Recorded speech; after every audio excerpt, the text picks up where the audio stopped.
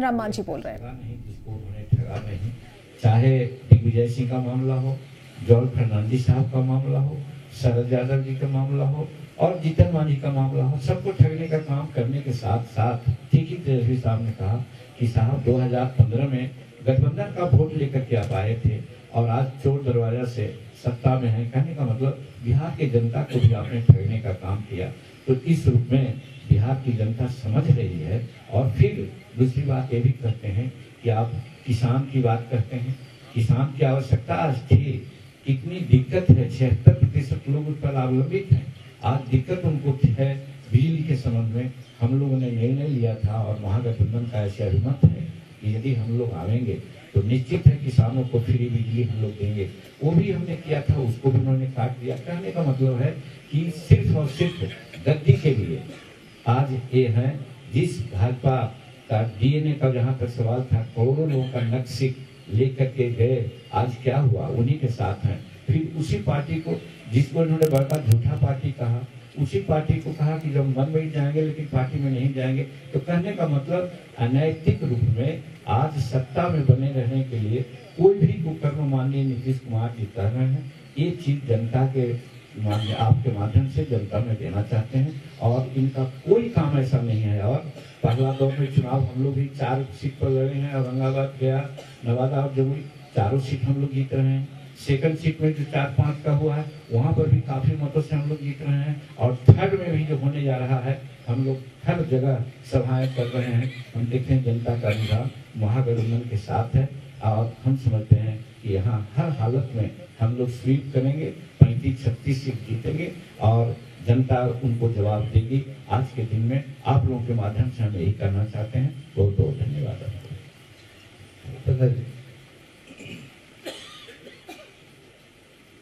देखिए, अभी प्रधानमंत्री जी आए थे बिहार फॉरबिसगंज और वहाँ उन्होंने जो कुछ भी कहा, कल होकर मीडिया में, अखबार में खबर भी छपी थी, उन्होंने कहा कि हम आरक्षण को समाप्त नहीं होने देंगे। साफ साफ उनका बयान है।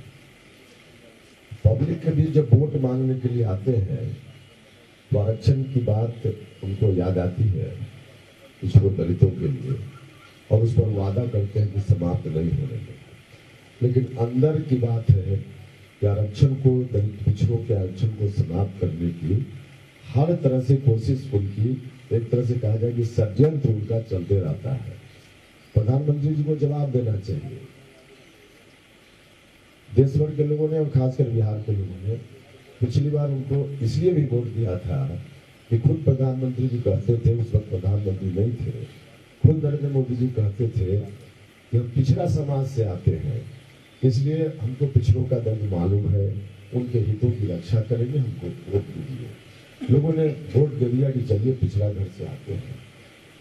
उनको जवाब देना चाहिए। इनके रहते हुए सुप्रीम कोर्ट और हाई कोर्ट में अति पिछड़ा समाज के लोग, दलित समाज के लोग जज क्यों नहीं बन रहे हैं? उनको जवाब देना चाहिए। जो गरीब ऊंची जाति का भी है वह सुप्रीम कोर्ट और हाई कोर्ट में जज क्यों नहीं बन रहा है? उनको जवाब देना चाहिए। उनको जवाब देना चाहिए। हम शिक्षा विभाग के मंत्री थे, बार बार कैबिनेट मिनिस्टर से मंत्री रहते हुए हमने चर्चा की, लेकिन हम उसमें सफल नहीं हुए। जवाब देना चाहिए कि जो भी 40 केंद्रीय विश्वविद्यालय है, उन केंद्रीय विश्वविद्यालयों में पिछड़ा, अति पिछड़ा वर्ग के लोग प्रोफेसर क्यों नहीं है? एक भी प्रोफेसर क्यों नहीं है?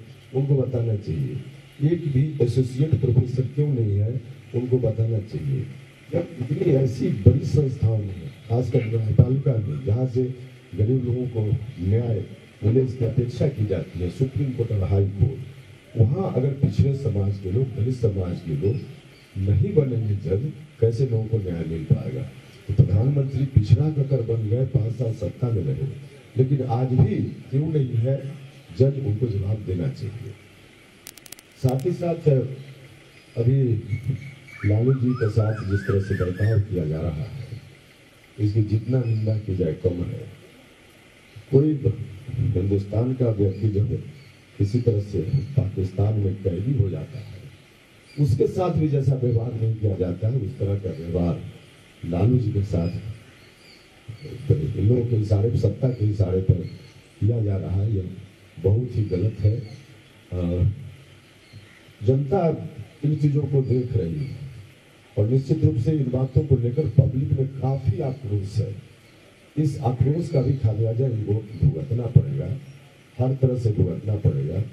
नीतीश जी 15 वर्षों से हैं बिहार में और विकास की बात करते रहते हैं, लेकिन सच के धरातल पर जो स्थिति है, जनता जिसको भुगत रही है, शिक्षा व्यवस्था पूर्णतः चौपट है। विद्यालयों में टीचर नहीं है, अच्छे शिक्षक नहीं है, जो शिक्षक हैं भी उनको समय पर वेतन नहीं मिलता है, बच्चों को समय पर किताब नहीं मिलती है। अब ऐसी स्थिति में बिहार के विकास की कल्पना कैसे की जा सकती है? शिक्षा के बिना गरीब लोगों की तकदीर नहीं बदली जा सकती है। इन्होंने कुछ भी नहीं किया और मामलों में भी कुछ नहीं किया। इसलिए कुल मिला जुलाकर जनता में जाति धर्म से ऊपर उठकर सभी लोगों का काफी आक्रोश है, बीजेपी के खिलाफ भी और नीतीश कुमार जी के खिलाफ भी। इसका बदला, इस आक्रोश का खामियाजा निश्चित रूप से एनडीए को भुगतना पड़ेगा। जनता इस मूड में है, इसलिए हम तो देख रहे हैं स्थिति, सब जगह जा रहे हैं प्रचार में, जो लोगों का जनउभार हम लोगों के पक्ष में दिख रहा है, उत्साह दिख रहा है, उसके आधार पे बिहार में लगभग सभी सीटों पर हम जीतेंगे। हम जो स्थिति देख रहे हैं उसके आधार। जब बीजेपी से हटे थे, जब अलग भागे थे, तो 1 करोड़ हस्ताक्षर उन्होंने कराने का काम किया था, अभियान कराने का काम किया था। वो क्या चीज का था? बिहार को स्पेशल राज्य के दर्जे देने का।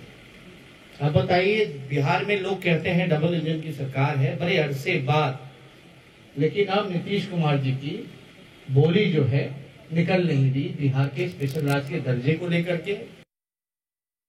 शराबबंदी जो है नशा मुक्ति के लिए नहीं कराई गई है, ऐसा अप्रमाणित हो रहा है, क्योंकि हर जगह आप देखिएगा तो होम डिलीवरी हो रहा है और लाखों दलितों पर केस मुकदमा हुआ है। और क्या नीतीश कुमार जी उन दलितों पर जो केस